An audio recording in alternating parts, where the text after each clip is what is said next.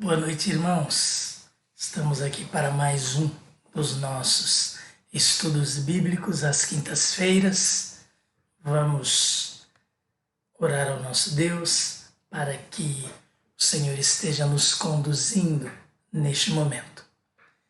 Nós oramos a Ti, Senhor, neste momento, para que o Senhor esteja conduzindo este estudo, ensinando-nos a Tua palavra e ajudando-nos a aplicá-la em nossos corações. Em nome de Jesus, nós oramos. Amém. Que a graça e a paz do nosso Deus, do nosso Senhor Jesus Cristo esteja com cada um dos irmãos. Nós vamos fazer a leitura. Estamos estudando 1 João, capítulo 2. Então nós vamos proceder à leitura bíblica para darmos continuidade ou para darmos início, ao nosso estudo. Vamos ler então estudo 4, 1 João, capítulo 2, versos 15 a 21. Não amem o mundo, nem o que nele há.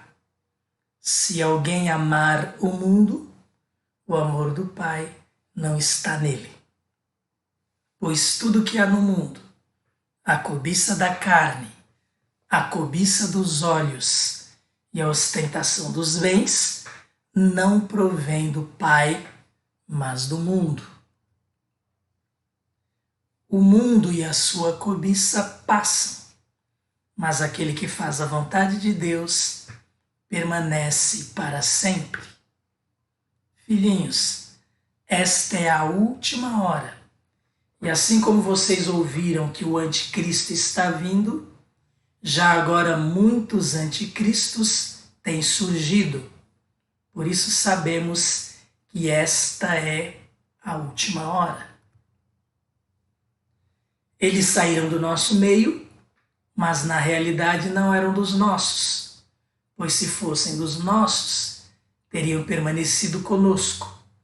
O fato de terem saído mostra que nenhum deles era dos nossos, mas vocês têm uma unção que procede do Santo, e todos vocês têm conhecimento.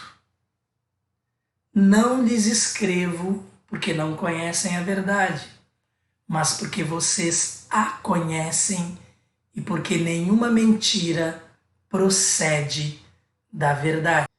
Vamos então dar prosseguimento ao nosso estudo. Os versos que nós lemos,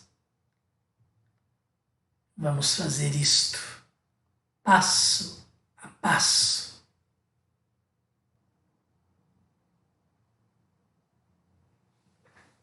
Não amem o mundo, nem o que nele há. Se alguém amar o mundo, o amor do Pai não está nele. O que nós temos aqui? Até a semana passada, no capítulo 1 e no capítulo 2 até o verso 14, o que nós vimos foi o apóstolo João falando sobre luz, trevas, andar na luz e não nas trevas, para podermos ter comunhão uns com os outros.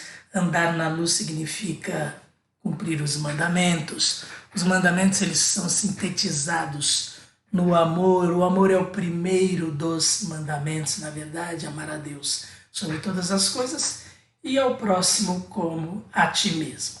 Então, o que nós vimos até a semana passada foi o que amar.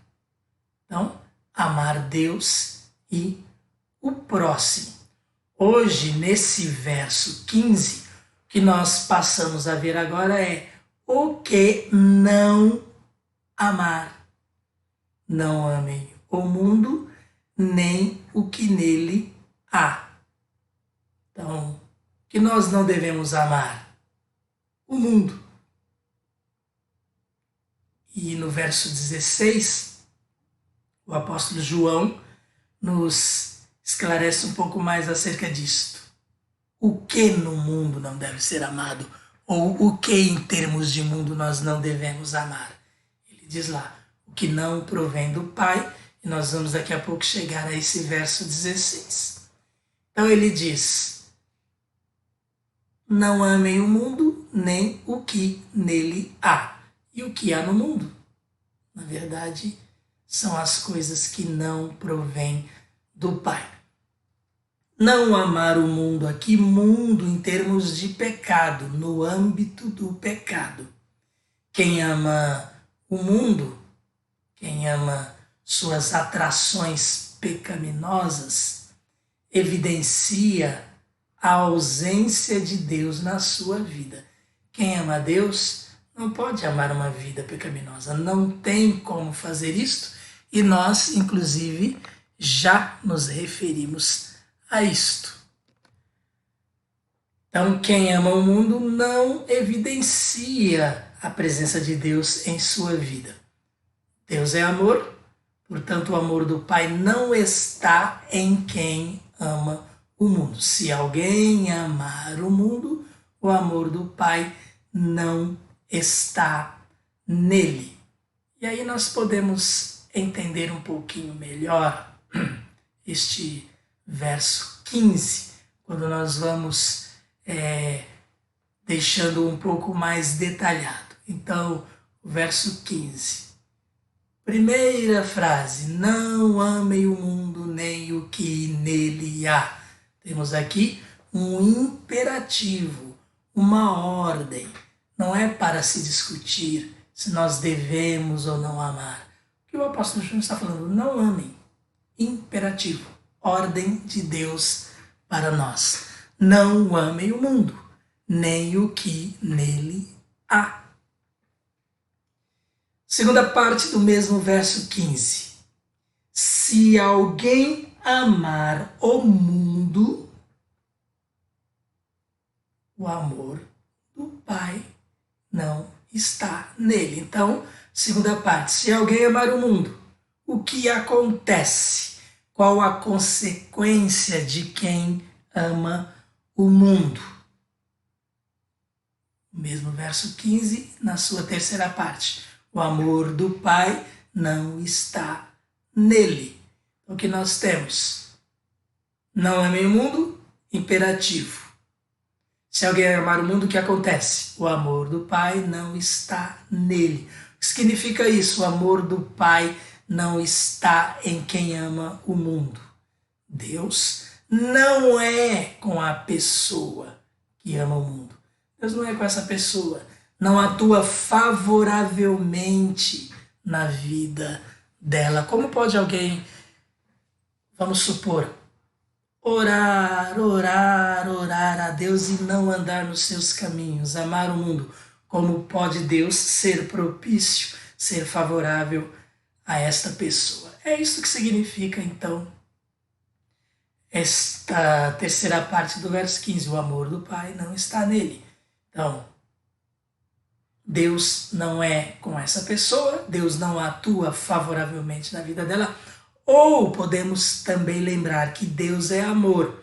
E se, como característica de vida, a pessoa tem amar o mundo, isto significa que ela não creu em Jesus, ela não recebeu em seu coração o Deus que é amor, então não habita nela. Portanto, Deus não está nesta pessoa, porque se ela ama o mundo, não é convertida. Podemos então entender o amor do Pai não está nele destas duas formas. Primeira, Deus não é favorável a esta pessoa. Segunda forma de entendermos é que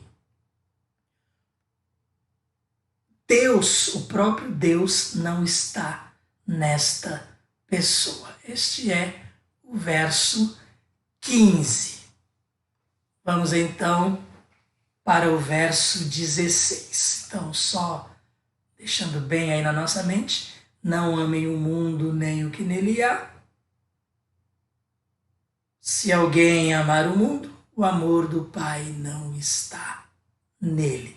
Não é um imundo, não é uma opção, é um imperativo de Deus. E se nós assumimos este compromisso com Deus quando entregamos nossa vida a Ele, é característica do servo de Deus obedecê-lo. Deus habita em nosso interior, nós temos o amor de Deus, então nós não vamos amar o mundo. Verso 16. Por que é que nós não devemos amar o mundo? O verso 16 então vai continuar. Pois tudo que há no mundo, a cobiça da carne, a cobiça dos olhos e a ostentação dos bens não provém do Pai, mas do mundo. Então, vamos lá. Verso 16, também vamos esmiuçar esse verso. Tudo que há no mundo, é a explicação do sentido de mundo acima. Não é mundo as pessoas, não é mundo a natureza que nós não devemos amar, é mundo as coisas que há no mundo e que nós vamos ver logo aqui abaixo, coisas que não agradam a Deus, coisas que não provêm de Deus. Então, tudo que há no mundo, vamos ver o que é este tudo que há no mundo. A cobiça da carne, a cobiça dos olhos, a ostentação dos bens. Isto é o tudo que há no mundo explicado aqui por João. Coisas que não provêm do Pai, mas do mundo.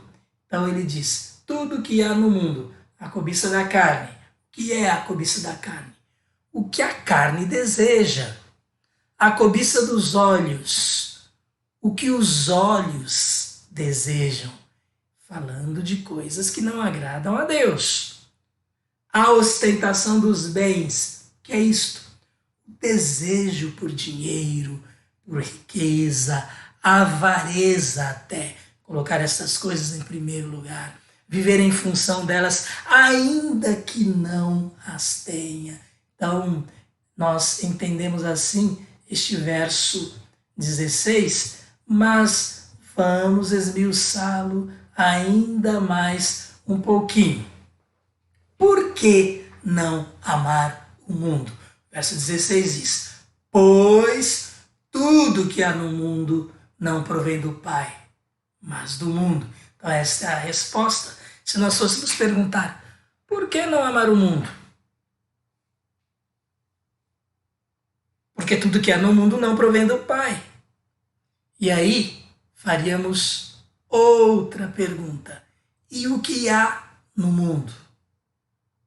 A cobiça da carne, a cobiça dos olhos, a ostentação dos bens, o desejo por dinheiro, por riqueza.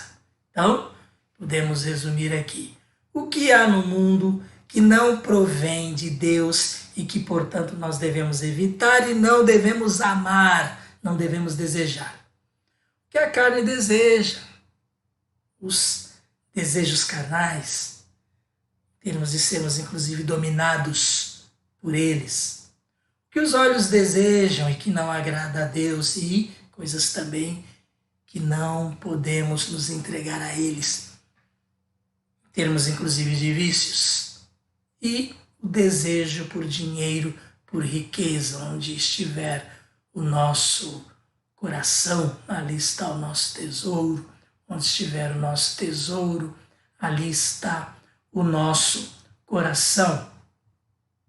Este é o verso 16. E aí já podemos até ir pensando em termos de vida, se temos ou não agradado a Deus em termos destas coisas aqui, que estão do nosso ladinho. Vamos ao verso 17.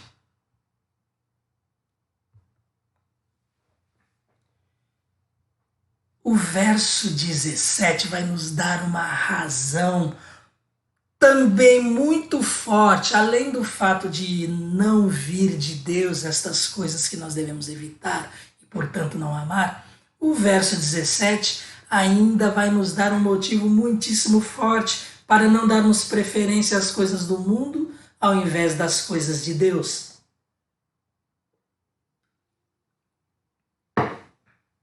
O mundo e a sua cobiça passam. O mundo e os seus desejos passam. Tudo que possa ser desejado de coisas que são deste mundo, tudo isto passa. Motivo mais forte ainda para amarmos a Deus, amarmos as coisas concernentes a Deus, amarmos Deus em primeiro lugar, amarmos o próximo como a cada um de nós mesmos, amar a obra de Deus, amar o ministério que Ele nos deu. Outro motivo? Aquele que faz a vontade de Deus permanece para sempre. O mundo passa, mas nós temos uma alma imortal. Nós temos um espírito dado por Deus. Eu refiro-me ao próprio espírito que cada um de nós tem e é, e não ao Espírito Santo. E este espírito é imortal. Ele, quando partirmos deste mundo, ele irá para a eternidade. Já falamos algumas vezes sobre isto. Num outro corpo, um corpo glorificado, um corpo transformado para poder viver com o Pai. Então, fortíssimo motivo para não amarmos o mundo e as coisas do mundo, a sua cobiça. Tudo isto passa, mas aquele que faz a vontade de Deus permanece para sempre. Vamos estar com Jesus na eternidade. Nunca se esqueçam daquilo que Jesus disse em João 14, no verso 1, versos 1 e 2. Não se turbe o seu coração. Creia em Deus, creia também em mim. Na casa do meu Pai há muitas moradas, muitos aposentos, muitos lugares. Eu vou preparar lugar para vocês. Eu vou voltar para buscá-lo, para que vocês estejam comigo onde eu estiver. Diante de tudo isto, como podemos resumir este verso 17 em termos de conclusão para nossas vidas? É insano, não tem lógica nenhuma colocar o coração em coisas que passam.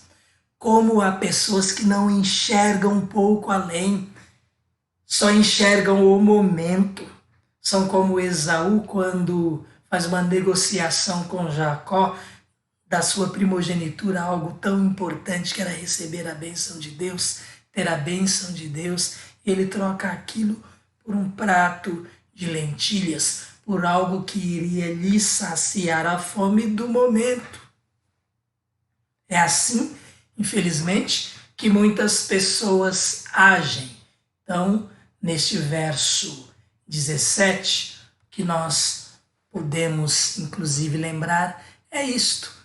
As coisas deste mundo passam e por mais que pareça que estamos demorando, ou que demoremos nele, ou que sejamos tentados a querer viver cada minuto dele, mas aproveitando das coisas dele que podem até agradar nossa carne, podem agradar nossos gostos materiais, gostos humanos, eu diria até gostos mundanos, mas são coisas passageiras, são coisas que não trazem, inclusive, paz, não trazem felicidade.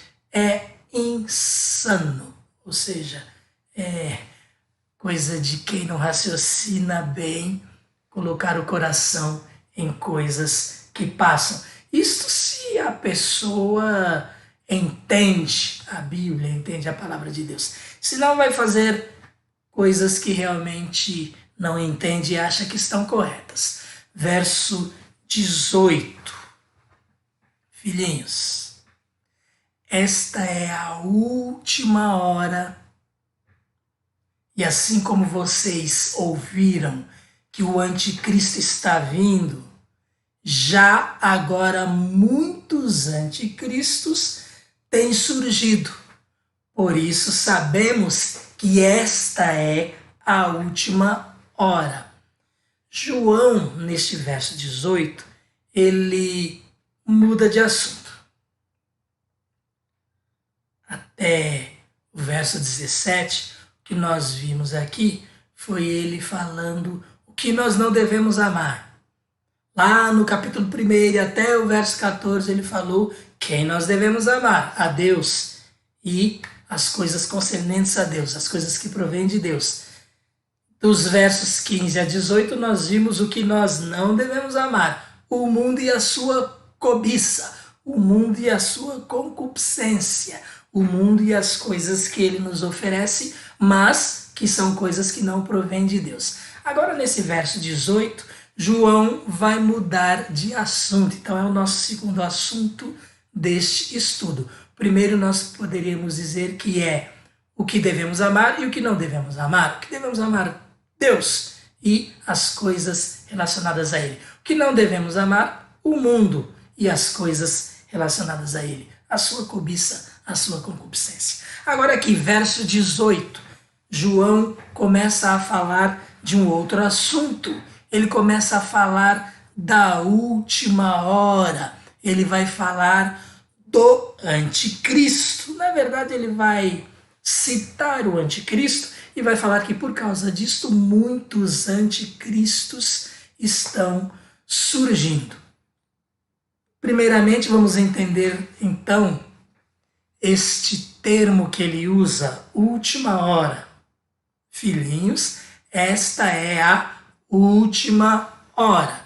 Então, tanto João como outros escritores do Novo Testamento, eles consideravam último dia, última hora, sempre nesta direção, todo aquele período que começou com a primeira vinda de Cristo. O Messias veio, a partir dali eles entendem que começa os últimos dias. As definições, a última hora. Então é assim que nós devemos entender, porque nós já estamos aí há 2000 anos do tempo em que eles viveram, quase 2000 anos, né? E se nós não entendermos exatamente o que ele está dizendo, nós falaríamos, mas já se passaram 2000 anos e não chegou essa última hora. É que eles consideravam a última hora a partir de Jesus, porque era aí a dispensação já, né, que vinha com o Messias. Providência de Deus para a nossa salvação. O verbo de Deus que se fez carne. A revelação plena de Deus. O tempo exato, oportuno de Cristo ter sido revelado ao mundo. Então esse é o sentido de última hora. João e outros escritores do Novo Testamento consideravam o último dia o período iniciado com a primeira vinda de Cristo. Tem aí algumas referências. Atos 2:17, 2 Timóteo 3:1, Hebreus 1:2, 1 Pedro 1:20. Vamos, por exemplo, ir ao livro de Atos, capítulo 2, verso 17, apenas como um dos nossos exemplos. Atos 2:17. Nós lemos assim: nos últimos dias, diz Deus, derramarei do meu espírito sobre todos os povos. Seus filhos e as suas filhas profetizarão. Os jovens terão visões, os velhos terão sonhos. O apóstolo Pedro aqui em sua pregação ali em Atos 2, em virtude da descida do Espírito Santo, está aplicando a este momento aquela profecia de Joel sobre o derramamento do Espírito. Então percebam, ele fala aqui, e citando Joel, nos últimos dias. Então para eles já começa ali. Vamos ficar apenas neste exemplo os demais exemplos, 2 Timóteo 3:1, Hebreus 1:2 e 1 Pedro 1:20, os irmãos podem ver depois, podem se certificarem disto. Mas aí um comentário sobre o último, que pode significar o quê? Última hora, né? De uma forma mais específica. Agora, último, pode ser últimos dias, últimos tempos, última hora também, e também expressa um senso de urgência e iminência. Então, este é o outro sentido de últimos dias, últimos tempos, última hora, a iminência deste momento. Por quê? Porque o evangelho é urgente, porque pessoas estão indo para o inferno, porque o juízo se aproxima, porque nós não temos o domínio do tempo, nós não temos o domínio do nosso próprio tempo, do nosso tempo de vida, nós não sabemos quando vamos partir para a eternidade, quando nossos entes queridos, nossos amigos vão partir para a eternidade. Então a pregação do evangelho, ganhá-los para Cristo, é algo urgente. Então, últimos dias na Bíblia, na palavra de Deus, também tem a ver com isto. Então, nós vemos neste verso 18, João falando que esta é a última hora. Já começou naqueles dias as características do anticristo que virá aí sim, na consumação dos séculos. Anos antes, né? Pouco tempo antes de toda a consumação, que é quando o mal vai dominar mesmo este mundo de forma já caminhando bem para o final, momento em que Jesus chama de grande tribulação. Então João fala, filhinhos, esta é a última hora, e assim como vocês ouviram que o anticristo está vindo, aí ele fala, já agora muitos anticristos têm surgido, por isso sabemos que esta é a última hora. E João está falando isto principalmente por causa do gnosticismo. Lembrem-se de um dos objetivos principais pelos quais João escreveu esta carta. O gnosticismo. Então ele está chamando aqueles adeptos do gnosticismo de anticristos, pessoas que agem contra Cristo, contra a obra de Cristo, contra o evangelho de Cristo, contra a mensagem de Cristo. Então ele fala, já agora muitos anticristos têm surgido. E hoje, nós quando olhamos para o nosso mundo, nós vemos quantos anticristos já surgiram no decorrer da história e quantos continuam surgindo. Isto é algo assim tão sério que há pessoas que vivem dizendo que o anticristo já veio. A cada momento que uma pessoa assim, que se destaca um pouco mais das outras em termos de maldade, aparece na história. Aconteceu com Nero, aconteceu com Hitler, olha, muitos foram chamados e de uma certa forma eles são tipificações do anticristo. Mas o homem do pecado, o iníquo, ele vai vir com algumas características bem próprias dele, e isso está aí, nós colocamos aqui embaixo algumas referências sobre o anticristo, no singular, aquele que virá para fazer de forma bem direta a obra de Satanás, para perseguir a igreja, para arregimentar os inimigos de Cristo, para uma batalha final. E ele não vai dar nem por cheiro, nós sabemos disso, né? Mas o anticristo, segundo aos Tessalonicenses 2, verso 3, por exemplo. Vamos lá dar uma olhadinha em 2 aos Tessalonicenses 2, verso 3. Nós lemos assim. Vamos ver. Não deixem que ninguém os engane de modo algum. Antes daquele dia virá a apostasia. E Paulo está falando aos Tessalonicenses aqui sobre a vinda de nosso Senhor Jesus Cristo. Ele fala isso no verso 1. Ele fala, irmãos, quanto à vinda do nosso Senhor Jesus Cristo, e a nossa reunião com Ele, aquilo que eu falei agora há pouco, né? Rogamos a vocês que não se deixem abalar nem alarmar tão facilmente, quer por profecia, quer por palavra, quer por carta supostamente vinda de nós, como se o dia do Senhor já tivesse chegado. Olha lá, o dia do Senhor, o dia final, né? A volta de Cristo. E aí vem o verso 3, então. Não deixem que ninguém os engane de modo algum. Antes daquele dia virá a apostasia. É também chamado desta forma aquele momento, a apostasia. E então será revelado o homem do pecado, o iníquo, dependendo da versão bíblica que nós estejamos adotando. O filho da perdição. Então, alguém bem específico, Paulo até continua falando aqui, esse se opõe e se exalta acima de tudo que se chama Deus ou é objeto de adoração, chegando até a sentar-se no santuário de Deus, proclamando que ele mesmo é Deus. Muitos vêm fazendo isto. Este vai fazer de forma bem específica e inconfundível. Então, segundo aos Tessalonicenses 2:3, é o nosso exemplo bem próprio aí para nós deixarmos. E depois, com tempo, como lição de casa, vocês podem ler Apocalipse 13, versos 1 a 10. A besta que subiu do mar. Vai falar do anticristo, né? Como são vários versos, nós não vamos ler aqui. Leia depois para você lembrar um pouquinho mais sobre o que a palavra de Deus fala acerca do anticristo. João aqui, no verso 18 de sua primeira carta, ele apenas menciona.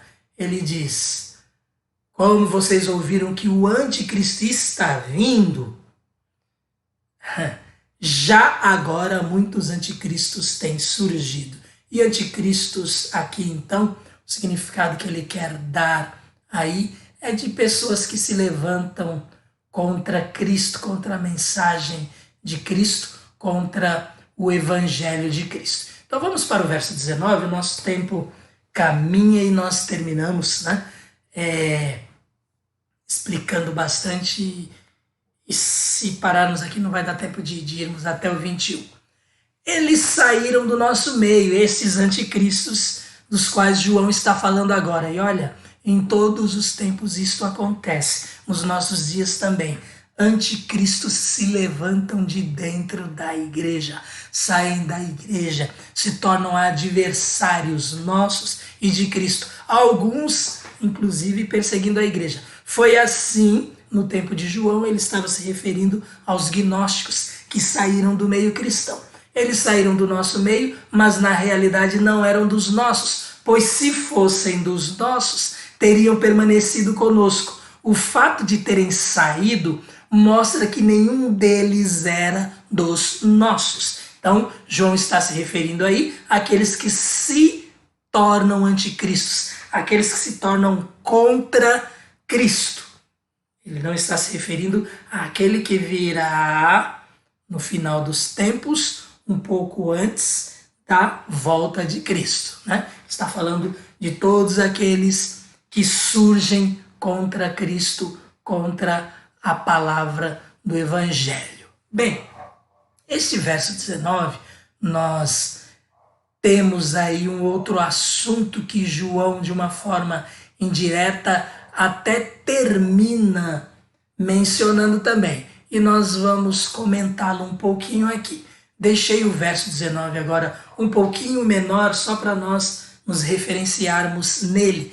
Mas vamos falar um pouco aí sobre apostasia. Não a apostasia, aquela de forma bem marcante que nós já lemos em Tessalonicenses, mas apostasia, que significa abandono da fé, para explicarmos todos aqueles que abandonaram o Evangelho, que abandonaram Cristo, que se desviaram de Cristo e que nunca mais voltaram, né? A evidência, inclusive, de apostasia, no caso deles, é de que abandonaram e não voltaram mais. Este termina sendo um assunto levantado aqui por João nesse verso 19, porque traz muita confusão. Ele diz: eles saíram do nosso meio, mas na realidade não eram dos nossos. Olha como isso é importante. Saíram do nosso meio, mas não eram dos nossos. E aí eu frisei em vermelhinho aí no cantinho. Se fossem dos nossos, teriam permanecido conosco. Irmãos, aqueles que aceitam a Jesus, aqueles que creem em Cristo, que entregam suas vidas a Ele, eles recebem o Espírito Santo de Deus como garantia, como selo de que eles pertencem a Deus. Não tem como eles abandonarem Cristo. Por quê? Porque Deus garante esta salvação. Deus transforma esses corações e o Espírito Santo habitando nesta pessoa garante a posse. Ela tem o selo de Deus, o Espírito Santo. E isso significa o quê? Que aquela pessoa, a partir da sua conversão, a partir do momento em que ela se entregou a Cristo, ela pertence a Ele. É João quem está falando aí. Apostasia é o quê? Desvio do Evangelho, abandono da fé. Aqueles que se desviaram do Evangelho, abandonaram a fé e nunca mais voltaram. A evidência que nós temos, pelo fato de eles nunca mais terem voltado, é que na verdade nunca aceitaram a Jesus, nunca entregaram suas vidas a Ele. Ou gostavam do convívio cristão, ou gostavam dos hinos, dos cânticos, ou estavam num momento difícil e então se juntaram a nós, mas nunca se converteram verdadeiramente, nunca compreenderam o Evangelho, nunca entregaram suas vidas a Jesus, então abandonaram a fé. Abandonaram a fé e nunca mais voltaram. Com essa atitude, também evidenciam que não eram dos nossos.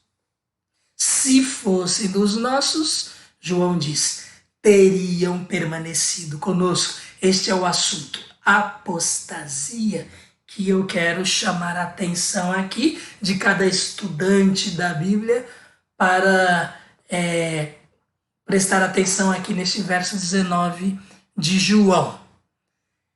O que isso significa?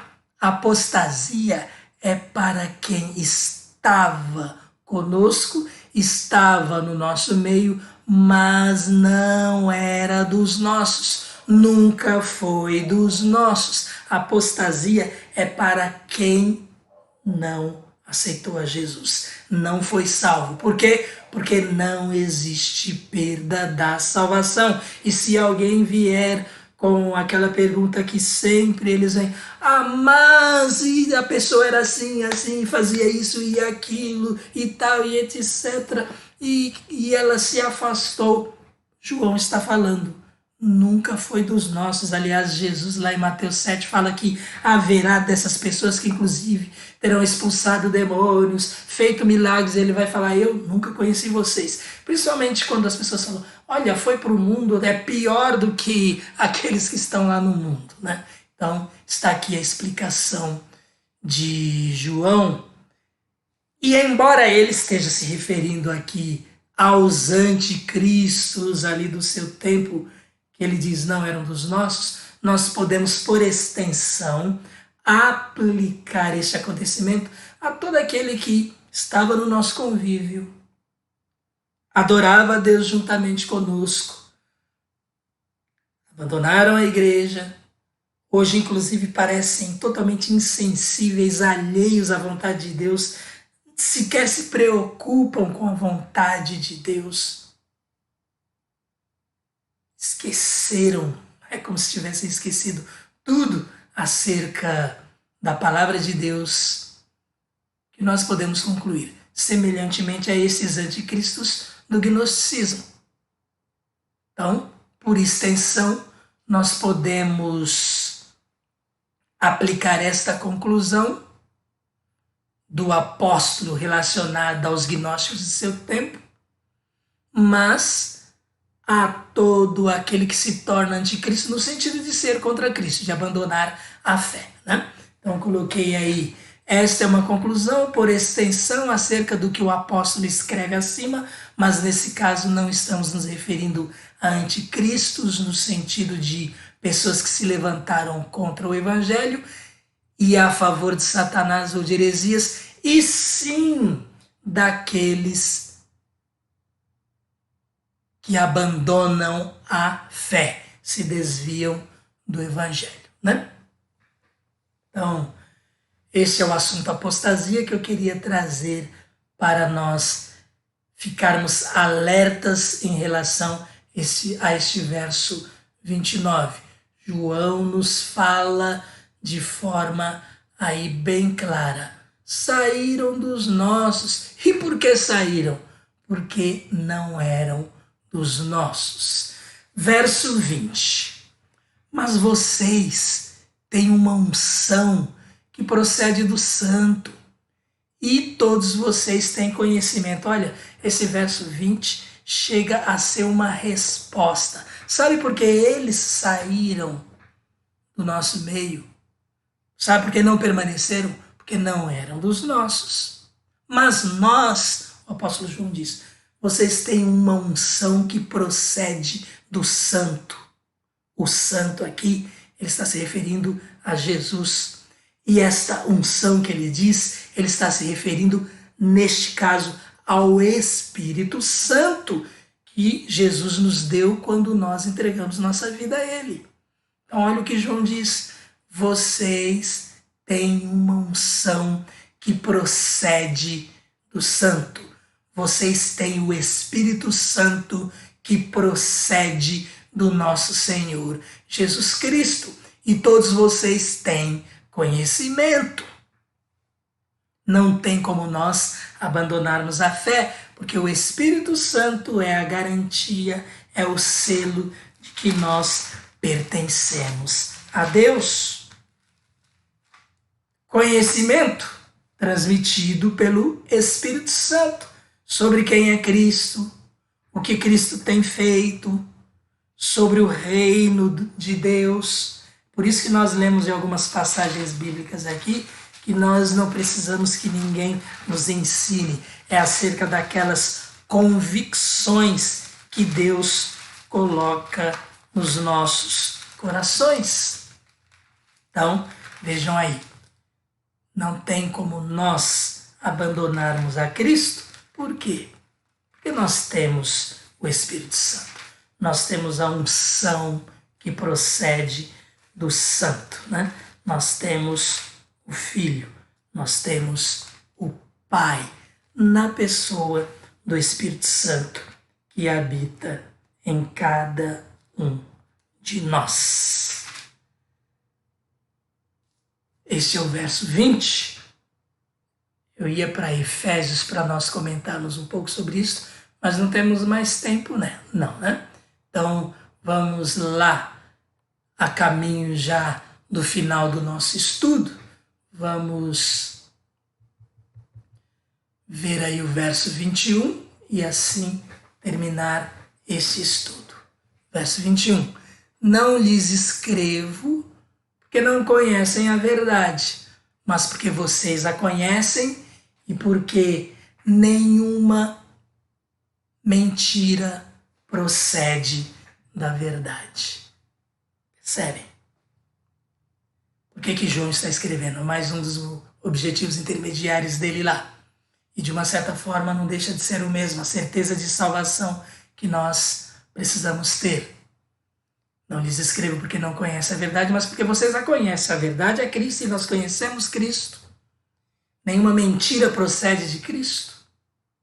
E ele diz que, lá em João 10, ninguém pode nos arrebatar da sua mão. Porque ninguém pode, inclusive, nos arrebatar da mão do Pai. Foi o Pai quem nos deu a Jesus. A verdade não gera mentira. O Evangelho, ele é plano perfeito de Deus para a nossa salvação. E é por isso que nós podemos confiar plenamente em Cristo. É por isso, inclusive, que nós podemos descansar em Cristo. Podemos dormir em paz. Ele nos mantém firmes. Ele garante a nossa salvação. Amém, irmãos? Que Deus possa nos abençoar em mais este estudo. Quanta coisa preciosa nós aprendemos na palavra de Deus. Hoje, muitos alertas: não amar o mundo, não amar o que há no mundo. Deus em primeiro lugar. Cuidado com as heresias, com os anticristos, com aqueles que abandonam a fé. Examinar a nossa vida, mas também descansar. E por que nós podemos descansar? Porque nós sabemos em quem temos crido. Sabemos que Ele é poderoso para guardar o nosso tesouro, o nosso depósito até aquele dia. Amém? Vamos orar e assim estamos encerrando mais este estudo. Que a graça e a paz do nosso Senhor Jesus Cristo esteja com cada um dos irmãos. Obrigado, nosso Deus, por mais este estudo, por mais este momento que passamos na Tua presença, aprendendo acerca da Tua palavra, nos alimentando, Senhor Deus, para estarmos fortes, para termos condições de vencer o maligno, de resisti-lo e de, Senhor Deus, glorificar o Teu nome com a nossa vida, honrar a Ti a cada dia. Obrigado, Senhor Deus, por cada participante deste estudo. Esteja com cada um, Senhor, abençoando-os ricamente. Esta é a nossa oração em nome de Jesus. Obrigado pela participação de cada um e até a próxima semana.